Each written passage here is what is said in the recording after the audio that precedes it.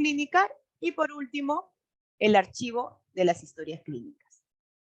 ¿Ya? Entonces, ese es el trabajo que nos corresponde el día de hoy y así vamos a ir fraccionando nuestro trabajo entre el día 27 hasta el día 2 de marzo. El día 2 de marzo se les va a tomar un examen de salida, que es el post-test, donde también tiene un porcentaje mayor, es el 50% de toda su capacitación. El día 1 de marzo vamos a trabajar un taller, que también les voy a explicar dónde van a enviar su taller, para que también tengan un monto, un número para poder certificarse. Ya todo va a ser calificado. Entonces empezamos. La resolución ministerial número 214-2018 MINSA, dada el 13 de marzo del 2018, resuelve aprobar la norma técnica 139 MINSA 2018 de GAIN, ¿no? Que es nuestra norma técnica de salud para la gestión de historia clínica. Entonces vamos a ir revisando cada una de las partes de esta norma, que nos indica cuál es la finalidad que tiene esta norma: contribuir a mejorar la calidad de la atención de nuestros usuarios de los servicios de salud a través de un adecuado manejo, conservación y eliminación de las historias clínicas. Así también nos va a ayudar a proteger los intereses legales de los usuarios y de nosotros como personal de salud, ¿no? De las entidades prestadoras de servicio de salud, que vienen a ser las IPRES, ¿no? Cada institución prestadora de servicio de salud. ¿Cuál es el objetivo de esta normativa? Tiene como objetivo establecer los procedimientos técnicos y administrativos para el manejo, la conservación, eliminación de las historias clínicas en las IPRES, ¿no? Y también el segundo objetivo tiene que establecer el manejo estandarizado del contenido básico que debe ser registrado en una historia clínica, en relación al conjunto de prestaciones que se oferta y recibe el usuario de salud, respetando los aspectos legales y administrativos del proceso de atención de salud. Entonces, estos son los dos grandes objetivos que tiene esta normatividad. Ahora, esta norma, ¿qué ámbito tiene? Tiene ámbito público y privado, dice, ¿no? Los establecimientos de salud públicos, privados y mixtos del sector salud, según corresponda los servicios médicos de apoyo. Entonces, todos manejamos una historia clínica, tanto las IPRES públicas como las IPRES privadas. Tenemos un gran marco legal extenso que ustedes ya han revisado estos días en la norma técnica, pero los básicos que hemos extraído el día de hoy es la ley número 26842, que es la Ley General de Salud, ¿no? Que todos los trabajadores de salud la conocemos. La ley número 30024, que es la ley que crea el Registro Nacional de Historias Clínicas, y la resolución ministerial 597-2006, que aprueba la norma técnica 022, que es la norma técnica de salud para la gestión de historia clínica modificada mediante resoluciones 204-2015 y 078-2016. Después tenemos el informe número 094-2017 de la Dirección General de Aseguramiento e Intercambio Prestacional del Ministerio de Salud, que propone la normatividad para implementar el intercambio prestacional con la finalidad de generar mayor cobertura de los servicios y utilizar la oferta pública de forma eficiente. Se aprueba la norma técnica 139-2018, que es la norma técnica que estamos trabajando actualmente, que esta ha sido a través de la resolución 214 del 2018, y que dentro de ella deroga la resolución ministerial 597-2006 que veíamos en la diapositiva anterior, ¿no? Que aprueba la norma técnica 022. Dentro de esta normatividad también nos va a dar varias definiciones. ¿Qué nos define? Por ejemplo, como acto de salud. Nos dice que acto de salud es toda acción o actividad que realizan los profesionales de salud, excepto el médico cirujano, ¿no? Para las actividades sanitarias de prevención, promoción, recuperación y rehabilitación de la salud, según corresponda y que se brinde, ¿no? A la persona, a la familia, a la comunidad de nuestra jurisdicción. Ahora, conocemos como acto médico es toda acción o disposición que realiza el médico en el ejercicio de su profesión médica. Ello comprende también actos de prevención, promoción, diagnóstico terapéutico, pronóstico, rehabilitación, que realiza el médico en la atención integral del paciente, así como la que derive directamente de estos. Entonces tenemos acto de salud, que lo hacemos todos los profesionales de salud, y acto médico, que lo hace el profesional médico, ¿no? Tenemos también otra definición de atención de la salud, que nos dice que es toda actividad desarrollada por el personal de salud para la promoción, prevención, recuperación, rehabilitación de salud que se brinda a la persona, a la familia y a la comunidad, ¿no? Ahora, ¿qué es alta? El alta nos define como el egreso de un paciente vivo de la IPRES cuando culmina el periodo de hospitalización. La razón del alta puede haber concluido el proceso de tratamiento por traslado a otro IPRES o a solicitud del paciente o responsable, ¿no? En todos los casos la decisión es del personal médico. Ahora también tenemos lo que es auditoría informática. ¿Qué nos dice sobre auditoría informática? Nos dice que es la actividad programada inopinada que consiste en recolectar, consolidar y evaluar evidencia para comprobar si la entidad ha implementado controles de protección de los activos, mantenimiento de la integridad de los datos, seguridad informática y uso eficaz y eficiente de los recursos. Tenemos, como primer nivel también nos corresponde trabajar con carpetas familiares. ¿Qué nos dice la norma sobre las carpetas familiares? Nos dice que es la que contiene datos referentes a una familia en su conjunto y su vivienda en la que está reside. En esta carpeta se archiva la ficha familiar y las historias clínicas individuales de todos los miembros de la familia. La carpeta se archiva en el archivo común. Ahora también vamos a definir qué es un centro consultante y un centro consultor, ¿no? Esto también lo hemos visto en varias de las normatividades de referencias, de telesalud. ¿Quién es un centro consultante y quién es un centro consultor, no? Nos dice que el centro consultante es la IPRES localizada en un área con limitación de acceso o capacidad resolutiva, ¿no? Tenemos muchas de nuestras IPRES que tienen limitación de acceso, las que están en zona rural o las que están alejadas, y también capacidad resolutiva, ¿no? Que no cuentan con laboratorio, que no cuentan con rayos X, no todas cuentan con ecografías, no todas cuentan con especialistas, no tienen otra capacidad limitada, capacidad resolutiva, ¿no? Y que cuentan con tecnologías de información y comunicación que le permite enviar y recibir información para ser apoyados por otra institución de mayor complejidad que la suya en la solución de necesidades de salud, ¿no? Tanto de gestión, de información, educación, comunicación y de la prestación de los servicios de salud a la población que atiende, ¿no?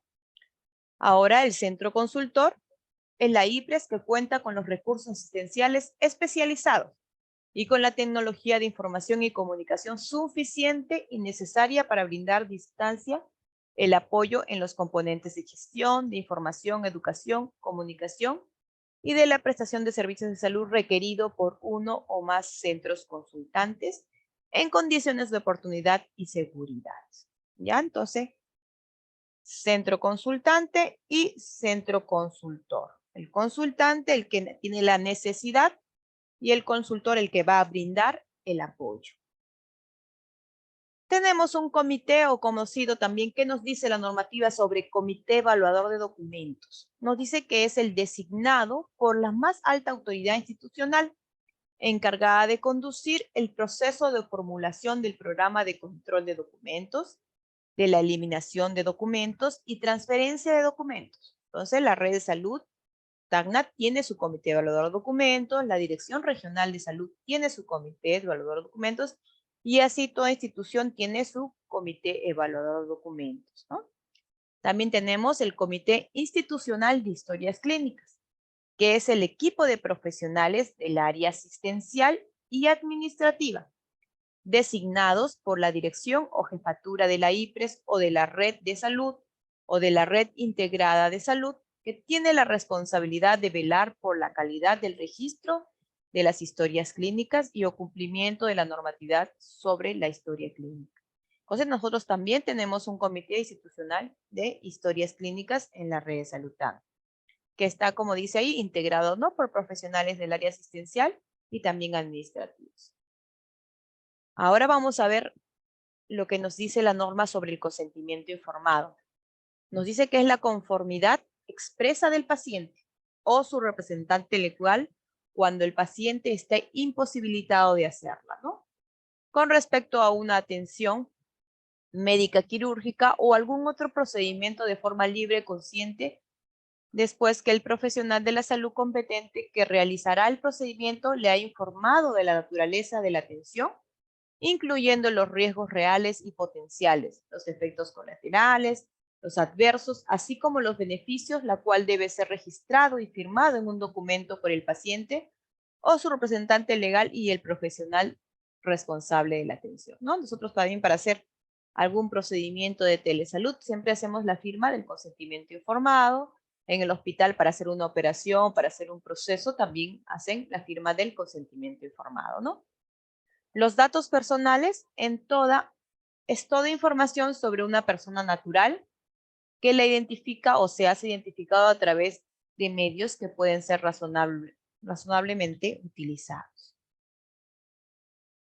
Ahora también nos habla de los datos sensibles.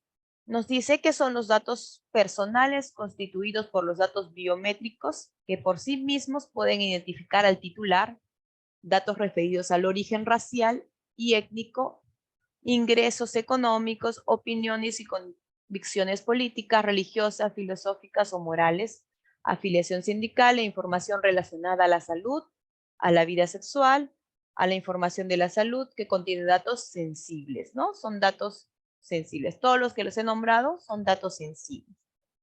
Egreso nos indica que es la salida de la IPRES del paciente que estuvo hospitalizado o internado, pudiendo ser de alta, retiro voluntario, fallecimiento, traslado a otra IPRES, también puede ser que se haya fugado este paciente, y debe incluirse el formato de acta de entrega en caso de pacientes menores de edad, ¿no?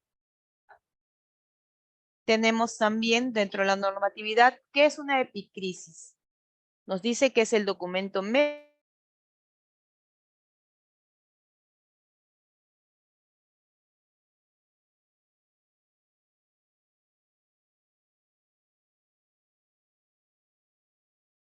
contenida en la norma técnica. Nos habla también sobre la eliminación de documentos, que eso es un proceso bastante amplio que también vamos a ir viéndolo con el transcurso de los días. Nos dice que es el proceso de archivístico que consiste en la destrucción de los documentos autorizados por el Archivo General de la Nación. Entonces, para dar este proceso de eliminación, quien autoriza es el Archivo General de la Nación. Para esto tiene todo un proceso que nos va a dar a través de una resolución al culmino de este proceso para poder recién destruir los documentos que ya corresponden a eliminación. Tenemos también qué es un establecimiento de salud. Es aquel que realiza en régimen ambulatorio o de internamiento atenciones de salud con fines de prevención, promoción, diagnóstico, tratamiento y rehabilitación, dirigidos a mantener o establecer el estado de salud de la persona, ¿no? Ese es el establecimiento de salud. Tenemos también que nos denomina etapas de vida. Nos recuerda que son los grupos poblacionales de diferentes rangos de edad en función a los ciclos o periodos de vida, ¿no? Establecidos en la normatividad del modelo de atención integral basado en familia y comunidad. Tenemos niños, tenemos adolescentes, tenemos al joven, tenemos al adulto y por último al adulto mayor. Tenemos también lo que es una firma digital y una firma electrónica. Nos dice que la firma digital es la firma electrónica que utiliza una técnica de criptografía asimétrica basada en el uso de un par de claves únicos asociados a una clave privada y una clave pública relacionadas matemáticamente entre sí de tal forma que las personas que conocen la clave pública no pueden derivar de ella la clave privada.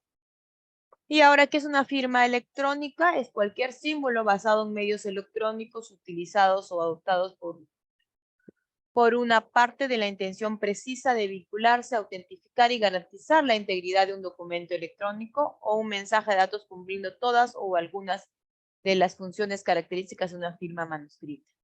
y se incluye dentro de esta la definición a la firma o asignatura informática, ¿no? Actualmente estamos utilizando la firma digital con respecto a telesalud, ¿no? Se utiliza una clave para poder ingresar y firmar tus formatos FUAS, tu receta electrónica, ¿no? Ahora tenemos historia clínica. ¿Qué nos dice sobre la historia clínica? Es el documento legal en que se registran los datos de identificación y los procesos relacionados con la atención del paciente, ¿no? Entonces, recordar aquí que la historia clínica es el documento legal, ¿ya? Eso es lo más importante aquí, es el documento legal. ¿Qué es la historia clínica electrónica? También nos dice qué es la historia clínica, registrada en forma unificada, personal, multimedia, refrendada con la firma digital del médico u otro profesional de salud cuyo tratamiento se realiza en estrictas condiciones de seguridad a través de un sistema de información de historias clínicas electrónicas de conformidad con las normas aprobadas. El día de mañana vamos a hablar y va a ampliar mucho más esto sobre historias clínicas, porque sabemos que aquí en la red hay algunos establecimientos que trabajan con el ICALI, ¿no? Que es la historia clínica electrónica que actualmente se viene llevando a través del MINSA. Entonces, el día de mañana se ha invitado también al ingeniero Mildon para que les pueda dar información sobre esta historia clínica electrónica y cómo se viene llevando aquí en la red de salud. Ahora también nos dice sobre la historia clínica informatizada, la historia clínica soportada en medios electrónicos, nos dice, ¿no? Que permiten su almacenamiento, actualización y recuperación en una amplia gama de posibilidades para el uso de la información clínica, los procesos y las metodologías estandarizadas. ¿Sí? Dicha historia clínica no se utiliza la firma digital para refrendar su contenido. Entonces también tenemos o nos indica qué es la información clínica. Es toda información contenida en una historia clínica electrónica o física que registra el profesional de salud que atiende al paciente concerniente a la salud pasada, presente o pronosticada física o mental de una persona, incluida la información complementaria. No pueden estar ahí los resultados de laboratorio o otro tipo de exámenes. No incluye los datos de filiación contenidos en la historia clínica, de acuerdo a lo establecido en la Ley 20.633, Ley de Protección de Datos Personales y su reglamento aprobado mediante el Decreto Supremo 003 de la información clínica constituye datos sensibles. También nos indica sobre una institución prestadora de servicios de salud, que siempre hablamos, ¿no? De IPRES. ¿Qué son IPRES? Son aquellos establecimientos de salud y servicios médicos de apoyo públicos, privados o mixtos, creados o por crearse, que realizan atención de salud con fines de promoción, prevención, diagnóstico, tratamiento y o rehabilitación, ¿no?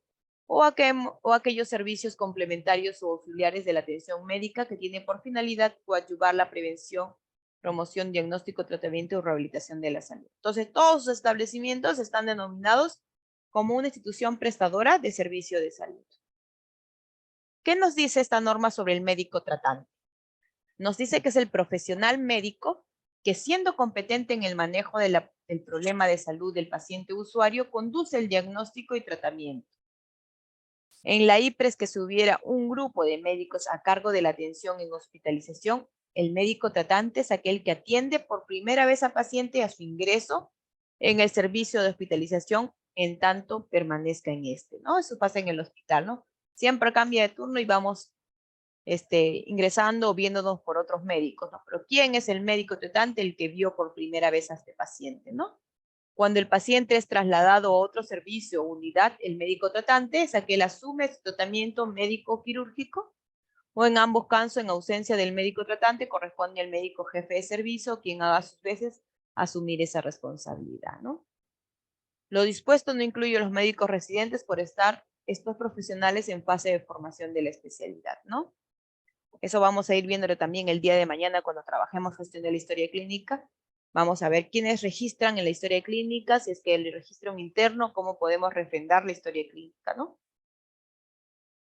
Ahora, con respecto al punto número 5, sobre las historias clínicas, nos indica que las atenciones de salud brindadas a los usuarios en las IPRES públicas, mixtas y privadas deben registrarse obligatoriamente en una historia clínica. ¿Ya? Entonces, toda atención que yo brinde al paciente debe registrarse obligatoriamente, lo dice la norma, ¿sí? Obligatoriamente en una historia clínica. Se debe consignar la fecha, la hora de atención, el nombre y apellido completo del profesional, firma y número de colegiatura, registro de especialidad si tuviera especialidad, y en el caso de menores de edad se debe consignar los nombres y apellidos del padre, madre, tutor o apoderado del menor y su número de DNI antes de prestar la atención, ¿ya? Entonces necesitamos, si atendemos a un menor de edad, registrar estos datos que nos indican. Ahora, todas las atenciones de salud prestadas fuera de las IPRES, como son las siguientes. Por ejemplo, tenemos atenciones de visitas domiciliarias, hemos realizado alguna campaña de atención de salud, hemos salido con nuestro equipo de vacunación a realizar las vacunaciones respectivas casa a casa, hemos hecho nuestros resultados positivos de nuestros exámenes, entre otros. Todos estos deben ser incorporados en la historia clínica. Ya posterior a mi campaña, regreso con toda mi información, procedo a la admisión, verifico cuántas historias clínicas tengo en mi establecimiento de los pacientes que he registrado o he atendido y registro toda mi atención en la historia clínica, ya de posterior a todas mis atenciones fuera del establecimiento. Ahora también, ¿qué nos dice? Los formatos de atención que forman parte de la historia clínica deben consignar los nombres y apellidos completos del paciente o usuario de salud y el número de la historia clínica ubicados en un lugar uniforme y de fácil visibilidad. Nosotros al momento de la impresión de los formatos, siempre en el formato, en la parte inferior, le colocan ustedes nombre y apellido del paciente y número de historia clínica, ¿no? Y al momento de nosotros ir a hacer la supervisión, siempre verificamos, agarramos un grupo de historias clínicas y verificamos si en la parte inferior están escritos los nombres. Cada hoja tiene para registrar el nombre del paciente, ¿no? Porque esas hojas no se pueden perder. Entonces, cada hojita tiene el nombre del paciente. Entonces, verificamos y podría decirles que el 80% de IPRES no están registrando los nombres. Ya solo se hacen la atención cuando corresponde, en el lugar que corresponde, pero no registran el nombre y apellido del paciente en la parte de abajo. Tienen que ponerse de acuerdo si eso lo van a hacer en el lado de admisión, de triaje, quién va a registrar esos datos o el momento que registre la atención el mismo profesional, ¿no? Tienen que verificar en el establecimiento cómo va a ser esta relación para registrar los datos porque tiene que estar la historia clínica completa. Ya todas las anotaciones registradas en la historia clínica deben ser objetivas, con letra legible y sin enmendaduras. Está ahí con rojito, por favor, letra legible y sin enmendaduras. Especialmente para el personal médico, ¿no? Ustedes saben que el personal médico tiene un curso de letras en su formación, donde las letras tienen que ser chuecas para ser buen médico. Si no salen chuecas, no somos buenos médicos, ¿no? Entonces, eso tiene que cambiar, ¿ya? Porque estamos haciendo de que no tengamos un proceso adecuado, que la siguiente persona que vea la historia clínica no va a poder ni siquiera ver qué diagnóstico ha tenido anteriormente el paciente, nada, si registramos con letra ilegible, ¿no? Entonces, no podemos ver si está el diagnóstico, si es un diagnóstico adecuado. De repente el siguiente profesional que lo vaya a ver va a atenderlo como que fuera paciente nuevo cuando este paciente ya ha tenido un diagnóstico anterior, pero la letra no me permite visualizar cuál ha sido la observación del médico anterior o del profesional anterior, cuál ha sido el diagnóstico si no tengo una letra legible. Entonces necesitamos, por favor, tener una letra legible y sin enmendaduras en la historia clínica. Así como en los FUAS no se pueden utilizar corrector, no se puede sobrepasar, no se puede rayar con el lapicero, lo mismo en la historia clínica. Ya tampoco se puede rayar, sobreescribir, no tener ningún tipo de enmendadura. Vamos a ir aprendiendo también cómo hago si yo hago un error o si me equivoco en la historia clínica, cómo puedo levantar ese error, cómo puedo corregir ese error, ¿ya? Entonces, utilizando solo las abreviaturas o siglas que figuren en la lista de abreviaturas de la norma técnica de salud, en ningún caso se permite el uso de siglas En los diagnósticos, eso también, por favor, para todo el personal. En ningún caso se permite el uso de siglas en los diagnósticos, no porque tengo muchos pacientes o porque tengo que escribir muy rápido, voy a utilizar siglas en los diagnósticos. Todos tienen que ser a través de su CIE-10 y como el CIE-10 lo describe, ¿ya? El personal de salud es responsable de la veracidad y legibilidad de los datos e información que se registre en los diferentes formatos que integran la historia clínica, así como de la custodia y conservación de estas cuando se les sean entregados para las actividades de atención, docencia e investigación. ¿Ya? Entonces, cuando la historia clínica está en el archivo, hay un responsable de archivo de historia clínicas. Cuando ustedes como profesionales de salud van y solicitan esa historia clínica, se les va a hacer firmar un cuaderno de salida de historia clínica, van a tener que ustedes firmar que están sacando la historia clínica y al momento de que llega a sus manos ya es responsabilidad de ustedes como personal de salud de la custodia y la conservación de esa historia clínica, ¿ya? Es importante que ustedes cuiden bien la historia clínica porque ustedes van a registrar y colocar ahí sus datos completos. O sea, ahí va a estar la última atención. ¿Quién fue la que prestó la última atención? ¿Qué personal fue el que prestó la última atención y no hizo la devolución correspondiente al área de archivo? Entonces, todo va a estar registrado con sus nombres y apellidos. Nos habla también que los diagnósticos consignados corresponderán a la clasificación internacional de enfermedades, que les decía, ¿no? CIE-10, debiendo estar codificados por quien realizó la atención de acuerdo al CIE-10 actual o la versión que estuviera vigente, ¿no? Y deberá registrarse también si corresponde un diagnóstico. Debemos colocar el diagnóstico y si este es presuntivo, definitivo o repetitivo, según sea el caso. Ya, eso siempre se olvidan. Si no es el 99.9% de las cifras que hemos visitado, no colocan si este diagnóstico es presuntivo, si es definitivo, si es repetitivo. Entonces, por favor, no olvidarse. Al momento de que yo registre hipertensión arterial, colocaré repetitivo si es que está siendo repetitivo. Si es definitivo por primera vez, definitivo. Ya para que también el próximo colega pueda verificar si este paciente ya está como repetitivo, yo le continúo su atención, continúo con repetitivo, ¿verdad? Entonces siempre debemos colocar, porque esto también lo estipula la norma, que debemos colocar el tipo de diagnóstico. Cuando el usuario de salud o su representante legal lo solicite, las IPRES están obligadas a entregar una copia autenticada de la historia clínica y epicrisis. El costo de esta reproducción será asumido por el interesado, ¿no? Según el artículo 26842, Ley General de Salud. Y el plazo máximo de entrega es de 5 días. Ya ustedes, viene el paciente, quien es dueño de toda la información que tiene ahí la historia clínica, y va a solicitar copia de la historia clínica. Entonces, solicita esta copia y se le va a indicar que tenemos 5 días para hacerle la entrega de esta historia, de esta copia de la historia clínica. Si el paciente dice que no, que necesito yo 24 horas que me entreguen porque tengo un proceso que tengo que presentar o tengo que máximo 2 días puedo esperar, va a tener que sustentar con un informe indicando que por qué motivo o necesita la historia clínica antes de los 5 días, ¿no? Porque normativamente a ustedes les para entregar la historia 5 días. Eso también tienen que tener cuidado porque esto puede ser también producto de una queja. ¿Qué pasa? Que le dicen al paciente, ya venga de acá a 3 días, llega el paciente y le dicen, no señor, no está la historia clínica porque el médico que tenía que firmar no está de turno, no está, viene de acá, se va a vacaciones de acá a 15 días, no. Tienen que 5 días según normatividad. No está el médico que corresponde entregar, pasará la responsabilidad al jefe del establecimiento.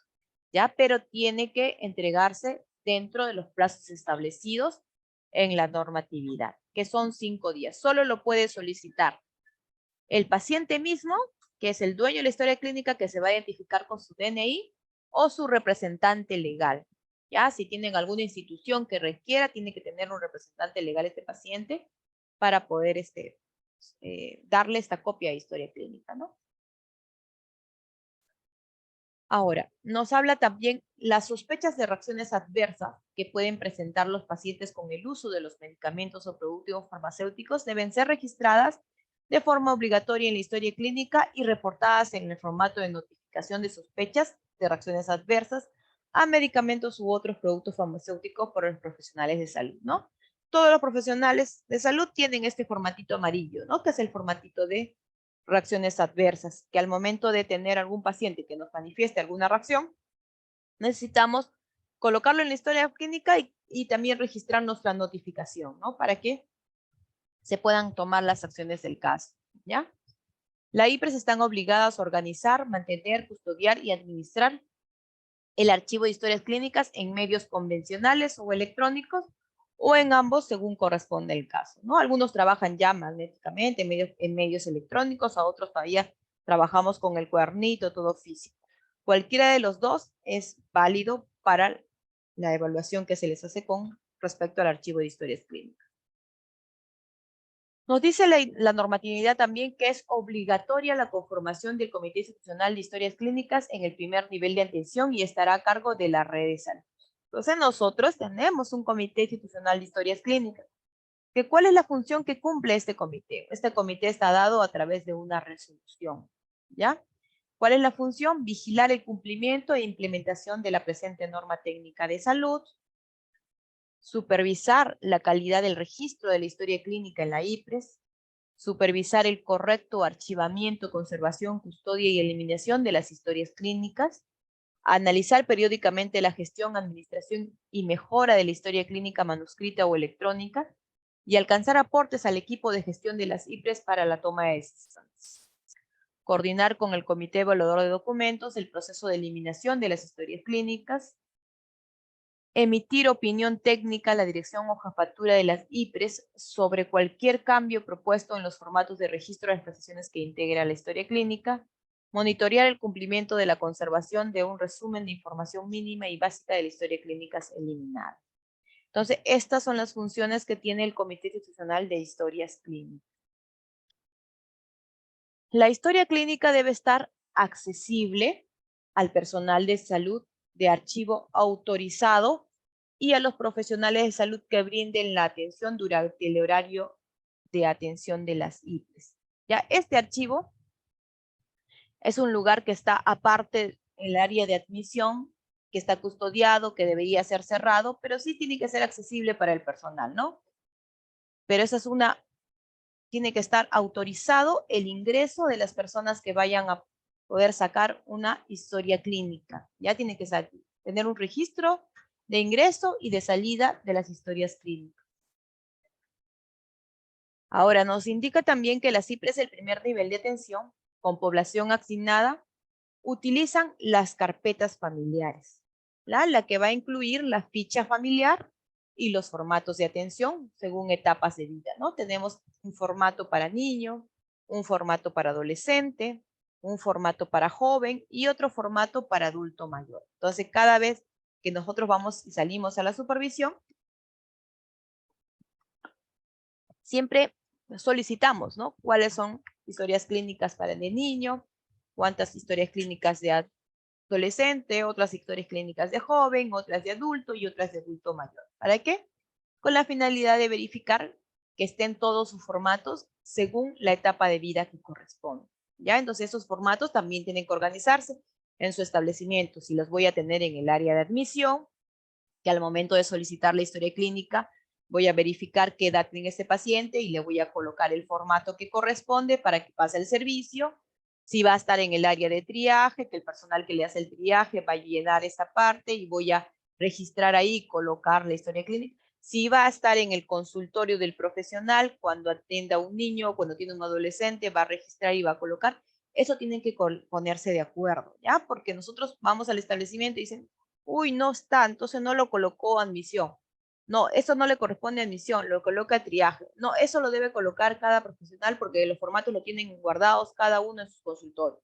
Entonces, no está el formato. Necesitamos trabajar con los formatos de atención integral por cada etapa de vida y eso también tiene que regularse de manera adecuada. ¿Quién va a registrar o quién va a colocar este formato en historia clínica al inicio de cada atención, ¿no? El inicio de la atención o cuando se aperture la historia clínica de este paciente. Nos habla también del caso de las prestaciones especializadas o altamente especializadas que requieren del diseño de formatos adicionales a los establecidos previamente o incorporados a una o más variables adicionales a los formatos básicos previamente establecidos. Y nos dice que deben formalizarse a través de un acto resolutivo para formar parte de la historia clínica considerando los aspectos señalados en la presente. Por ejemplo, nosotros ya tenemos los formatos establecidos, cuáles son en la norma técnica, en la última parte están los anexos, y ahí tienen ustedes los formatos de niño, adulto, adulto mayor, tienen todos los formatos que corresponden.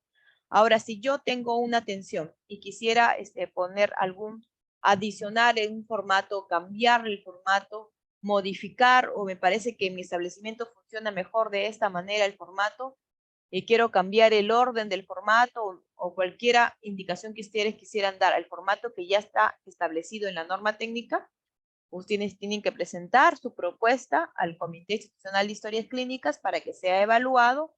Una vez evaluado, ellos dan su punto de vista y esto se va a formalizar con una resolución, ¿no? Un acto resolutivo. Y posterior a ello, recién va a ser de uso en los establecimientos de salud. Ya no podemos implementar o cambiar ningún formato por mi cuenta o por mi establecimiento de salud. Internamente tienen sus propios formatos, ¿no? Los formatos tienen que ser con acto resolutivo.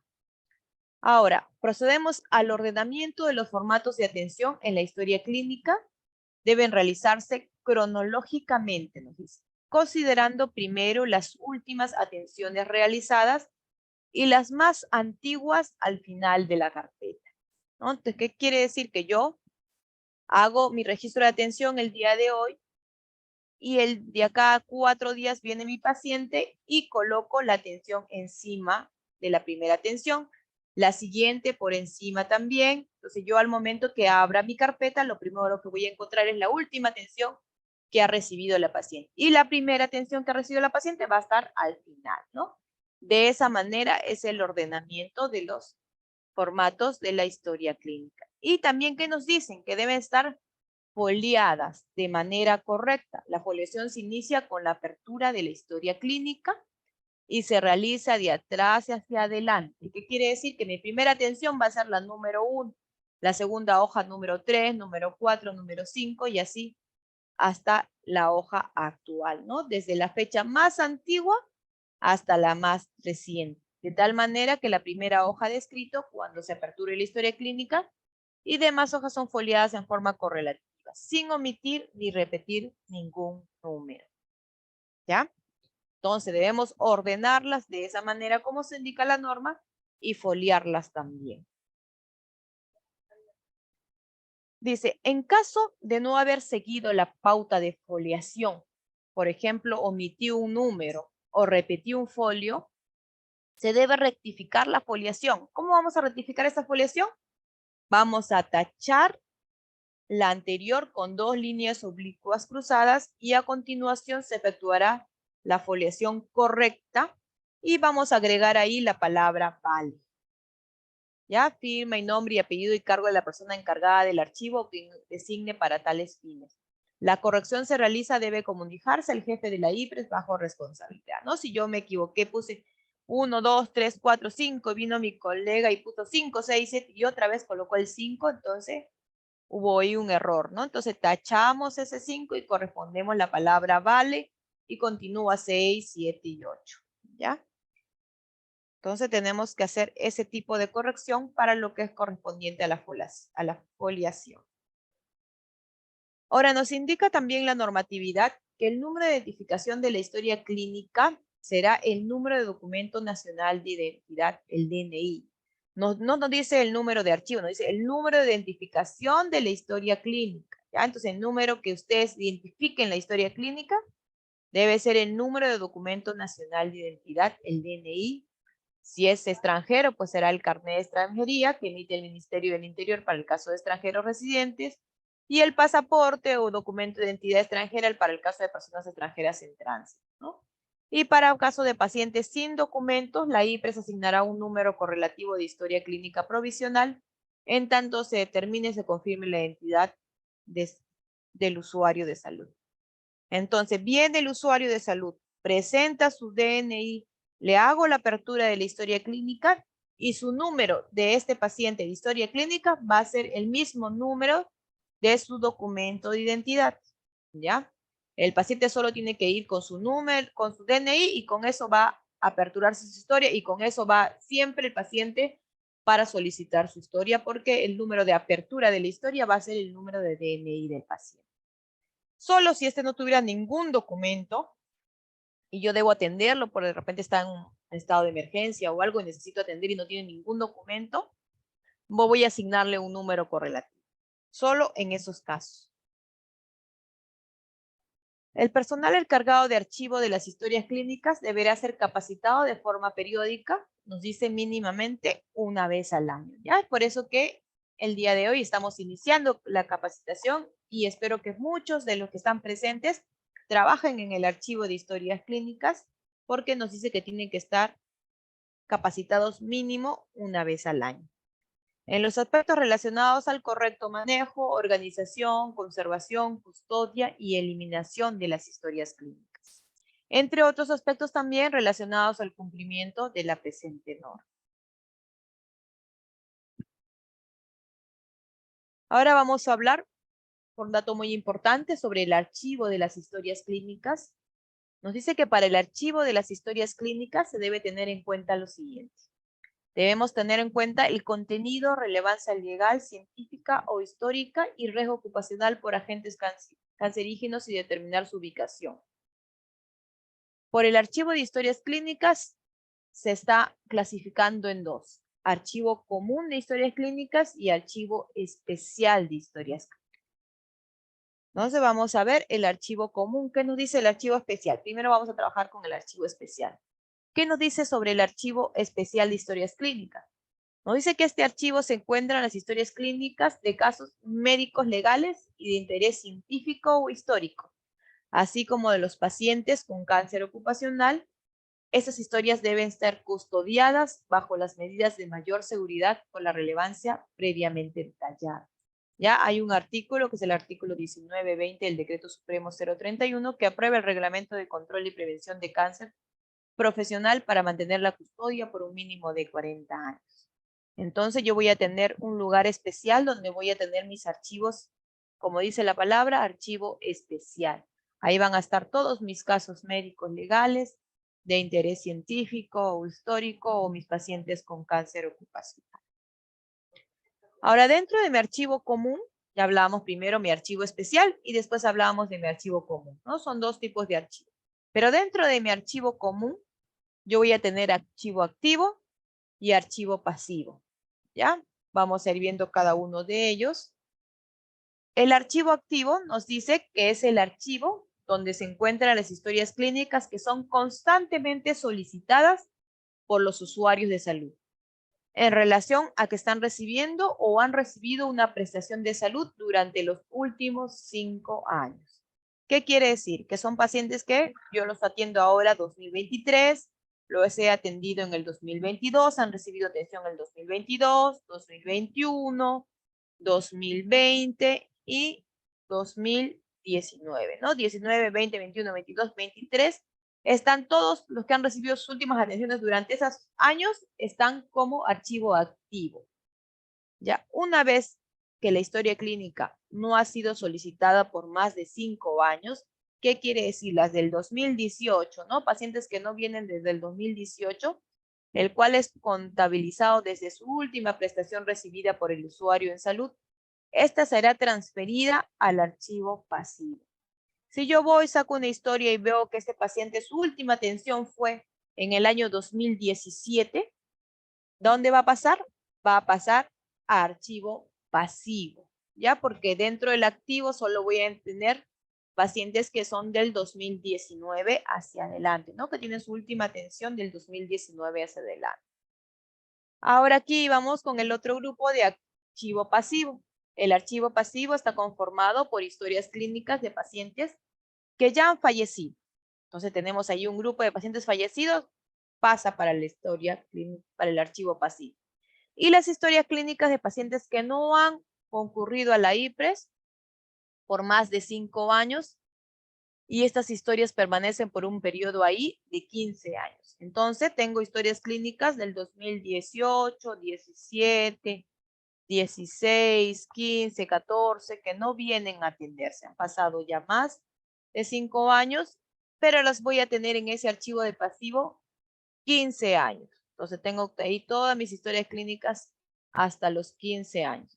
Si por alguna circunstancia el usuario de salud hace uso nuevamente de los servicios de la IPRES, por ejemplo, tenemos ya separadito, tenemos un lado activas y en el otro lado tengo, en el otro pabellón, en el otro piso tengo de repente, en el tercer piso, en el último piso tengo ahí mis pasivas, ¿no? Que no las utilizo. Viene un paciente, me solicita, coloco su DNI en mi archivo y veo que esa historia clínica dice que ya su última atención fue en el año 2017. Entonces, definitivamente este está en pasivo. Entonces, me voy a mi archivo de pasivo, saco la historia clínica de este paciente, procede su atención, la atiende el médico, el personal que lo atienda, registra, firma, retorna la historia clínica a mi archivo. ¿Y ya qué archivo ingresaría? Pues definitivamente a mi archivo activo, ¿no? Porque ya su última atención vendría a ser el día de hoy, febrero del 2023. Entonces ya se activó, se podría decir, nuestra historia clínica. Entonces, con lo que corresponde al trabajo de la primera parte de la norma técnica, hemos trabajado hasta el día de hoy. Nos hemos tomado nuestro primer pretest y hemos trabajado nuestra primera parte, ¿no? Que ha establecido todo lo que es la ley, todo lo que es lo que corresponde a algunas indicaciones que nos han dado para el uso de la historia clínica, también las definiciones operacionales con las que trabaja la historia clínica, y hemos aprendido la separación de este archivo, ¿no? En archivo especial, en archivo común. Dentro del común tenemos el archivo activo y el archivo pasivo. Ya, entonces, hasta el día de hoy es la información que nos corresponde. Por favor, si tienen alguna consulta, podemos levantar la mano, podemos hacerla a través del chat. Les voy a pasar en este momento el link para que puedan registrar su asistencia. A ver, vamos a responder primero las consultas que nos hacen a través del chat. A ver. Dice, en caso de colocar los formatos de tamizaje de salud mental, estos en la carta posterior, en ese caso, ¿cómo se haría la foliación? Debe ser, ¿no? O cómo deberíamos archivar estos formatos. Ya está. Entonces, me consultan sobre los formatos de tamizaje. Lo que hemos indicado es que todo lo que corresponde a formatos de tamizaje, a otro tipo de formatería que está fuera de las atenciones que regularmente o de la hoja de consulta que se atiende al paciente, no van a ser foliados. Todo vamos a foliar desde el inicio de la prestación de la atención del paciente. Entonces ahí la primera atención, con su hoja de consulta foliamos el número 1 y solo las hojas de consulta van a ir siendo foliadas. Ya todos los formatos van a quedar en la parte de atrás como archivo del que corresponde las hojas de referencia, los formatos de tamizaje, todo van a quedar en archivo. Pero sí tienen que estar archivadas en la historia clínica. ¿Ya? Ahora, dice, ¿hay un tiempo límite normado para que la historia en archivo pasivo pase a archivo activo? No. Tenemos en el archivo pasivo va a estar, como les indiqué, 15 años. Dentro de los 15 años puede ser que venga el paciente dentro de ese periodo y puedan solicitarle y pasa para activo. Una vez pasado ya estos 15 y vamos a contar 5 años más, que son 20 años, va a pasar a eliminación, que eso lo vamos a trabajar el día de mañana o pasado, me parece, sobre la eliminación de las historias. Ya cuando pasan 20 años ya va a pasar a un listado de eliminación. Entonces ya esto va a ser un proceso de eliminación para que pueda depurarse estas historias clínicas, ¿no? Ya, ya. No se preocupen, les voy a pasar el link ahorita, no se preocupen. No escriban sus datos ahí porque les voy a pasar el link para que puedan registrar su asistencia. Dice, en nuestro establecimiento ya hay un número determinado que se coloca en historia clínica. Así es, ya hay un número, todos los establecimientos tienen un número interno que colocan, pero ahora se tiene que ir estableciendo ya el número de DNI. Ya desde el año 2018 nos dice la norma que debemos trabajar con los DNIs. Entonces, al momento de supervisar, siempre les indicamos que deben ya hacer la fase de transición para que pasen esto con su DNI, ¿no? Entonces vamos a empezar de repente con los niños recién nacidos o con un sector, porque ustedes saben que deberían tener ustedes sus historias clínicas sectorizadas, ¿no? Cada sector debe tener mis tipos de historias clínicas, deben ser ordenadas de esa manera. Entonces puedo empezar por un sector, puedo empezar por los niños, puedo empezar por los adultos mayores, puedo empezar, pero ya debemos ir migrando la información, ya no al número de historia del establecimiento, sino al número de DNI. ¿Ya? Y esto es un proceso todavía. El de asistencia ya está, ahorita se los voy a enviar. ¿Cómo haríamos con las historias por curso de vida en la parte de delante o atrás? O con las historias por curso. Ya, supongo que me preguntan con los formatos. Ya, en los formatos de atención integral van en la parte de arriba, en el primerito, porque yo primero abro mi historia y encuentro mi formato según mi etapa de vida y de ahí tengo mis consultas, mis atenciones que voy a generar día a día. En el caso del puesto de salud rurales hay pocas historias, menos de 1000, y es fácil ubicarlas con la numeración correlativa que se les da. Entonces, de ahora deberíamos colocar el DNI como número de historia. Sí, debemos colocar el número de historia. Debe ser su DNI del paciente. Ya, en caso de la zona rural sí podemos trabajarlo desde ya, porque en zona rural, como ustedes mismos dicen, son muy pocas historias, entonces ya podemos trabajarlo, ¿ya? Y eso van a verlo mañana también en la historia clínica electrónica. No van a tener ustedes su número, sino van a tener el DNI para ingresar con el paciente. ¿Cuándo tendremos las historias clínicas digitales? Eso ya está a nivel nacional viéndose, ¿no? Cómo se va a poder trabajar. Por ejemplo, como les decía, aquí en Tacna solo tenemos como 10 establecimientos que están en Cali. Se les va a capacitar el día de mañana y también se va a tener reuniones para incluir a muchos más establecimientos, ¿no? Porque al final teníamos muchos problemas, primero con el sistema de Cali, ya se ha ido mejorando, después teníamos problemas con el internet, también se ha ido mejorando, entonces todos esos problemas se han ido mejorando del año anterior a este año. Entonces ya esos vamos a tratar de que todos vayan incluyendo esta historia clínica electrónica, pero también es un proceso, ¿no? Un paciente para solicitar su historia clínica necesita algún documento para solicitarlo. Si es el mismo paciente, no solo va al paciente y solicita la copia de su historia clínica. Si es su representante legal, sí, definitivamente necesita un documento, ¿no? El familiar directo de un paciente fallecido puede solicitar la copia de su historia clínica. Necesita, si él es el apoderado o tiene algún documento de que es representante legal de este pacientito fallecido, sí puede solicitar. Porque de repente lo piden, ¿no? Cuando hacen algún juicio, alguna herencia o algo y solicitan de repente la copia. Pero tiene que estar legalizado, tener el salir en el documento que como representante de la persona que están solicitando.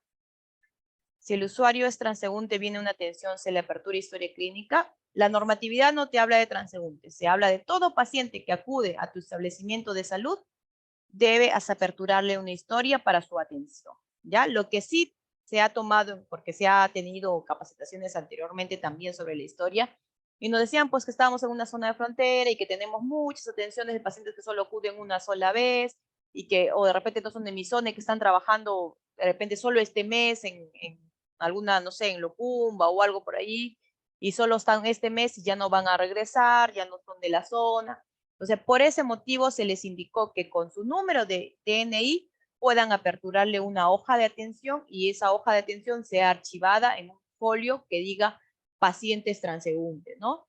Pero solo una sola vez es paciente transeúnte. Si ya viene 2 o 3 veces, está viniendo nuevamente el paciente, ya se saca las hojitas de atención de ahí y se le apertura su historia, ¿no? Porque ya no es paciente transeúnte. ¿Ya? Pero lo que nos indica la norma es que todo paciente tiene que aperturarse una historia. Ya está, ahora sí. Entonces, denme un minuto para poder pasar el link de asistencia.